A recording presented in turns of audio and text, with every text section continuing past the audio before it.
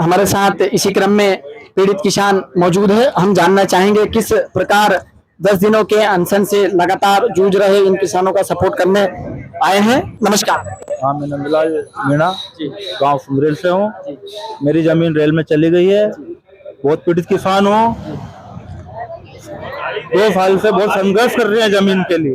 2 साल से लड़ रहे हैं। सांसद विधायक आश्वासन दे रहे हैं 2 साल से, बोले ये रूट चेंज हो जाएगा, डायवर्सन चेंज डायरेक्ट दे देंगे तुमको। अभी तक कुछ नहीं मिला, हमारी कोई ने नहीं सुनी। इसलिए हमने गांव कलवार में धरना दिया है।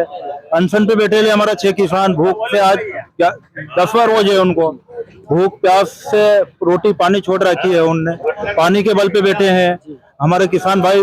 बाकी सब लोग हैं, हमारी फसल खड़ी है खेत में, गांव कलवार में आके बैठे हैं हम। खेत पे सोयाबीन आ गए हैं हमारे, बहुत परेशान है। सरकार कोई नहीं सुन रही है। हमारी लेडीज होन, जीजी बहन होन, शिवराज जी कने, मामा जी कने सांसद है यहाँ से, उनके पास हमारी बहन हमारी जीजी होन, उनके पास भी जायल है। मामा जी भी अभी नहीं मिला है। अभी आधा घंटा बाद उनसे मुलाकात होगी हमारे किसानों की, बहन होन की। भाई भी साथ में जायल है 4 गाड़ी से कम 50 माता बहनें जायल है।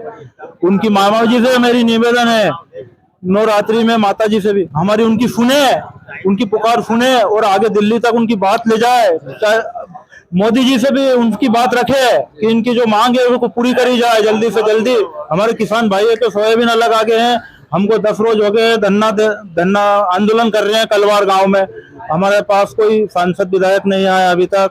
बाकी नेता आ रहे हैं जा रहे हैं, पर हमारी कोई सुनवाई नहीं हुई अभी तक। हम बहुत परेशान है, 2 साल से बहुत परेशान है। हमें आते हैं 10 किलोमीटर पड़ते हैं कलवार, हमारे एक्सीडेंट हो जाते हैं तो हमारे जवाबदार कौन है?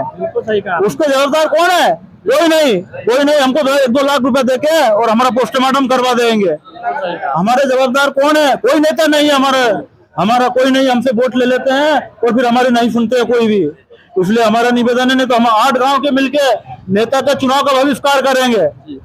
हमारा नेता का चुनाव का बहिष्कार करेंगे हमारे गांव के। हमारे नहीं सुनना भाई। हमारा रूट का मांगे, रूट हमारा बदले जाए, डायवर्सन रूट जंगल में से रेल निकाली जाए, हमारी पड़ती भूमि को ले जाए, हमारी चालू जमीन नहीं ले। हमारे सरकार से ये आग्रह, यही कहना है मेरा बस। जी, आपकी कितनी जमीन इस रेलवे अधिग्रहण में जा रही है? मेरी 3.5 एकड़ जमीन रेल में, 6.5 एकड़ जमीन रेल में जा रही है। 6.5 एकड़। कितनी भूमि के मालिक हैं आप? 9 एकड़ भूमि। अब 6 एकड़ चली जाएगी, कितनी बचेगी? उसमें 3 एकड़ भूमि बचेगी। आपके परिवार में पालन पोषण उसमें हो जाएगा? उसमें हम 2 भाई हैं, 2 भाई के बीच में 3 एकड़ जमीन बचेगी। मेरे पास कुल 1.5-1.25 एकड़ जमीन बचेगी। उसमें मेरा परिवार का भरण पोषण नहीं हो सकता है जी। मेरे पास तो बहुत दिक्कत है। अभी 2 बच्चों की शादी करनी है जी। मेरे बच्चों की पढ़ाई चल रही है, उसमें भी मुझे बहुत दिक्कत आएगी। शादी करनी है, उसमें मुझे बहुत दिक्कत आएगी। शादी ब्याह में, सारे काम में दिक्कत आएगी। बहुत परेशानी है। जैसा कि आपने देखा कि किसान की 9 एकड़ में से 6 एकड़ जमीन जा रही है। दोनों भाई है, 1.5 एकड़ जमीन बचेगी। तो उनका कहना है भूखमरी जैसे हालात हमारे हो जाएंगे, बच्चों की शादी, उनकी शिक्षा का खर्च, किस तरह हम इतने महंगाई के दौर में सब कुछ मैनेज कर पाएंगे। आप देख सकते हैं लगातार किसान इस पीड़ा से जूझ रहे हैं। 10 किलोमीटर से प्रतिदिन आना जाना करते हैं। यदि उनका एक्सीडेंट हो जाए तो इसका जिम्मेदार कौन, शासन या प्रशासन? ऐसी ही और न्यूज जानने के लिए जुड़े रहिए हमारे साथ देसी संवाद में। कैमरामैन दीपांशु मीणा के साथ, नमस्कार।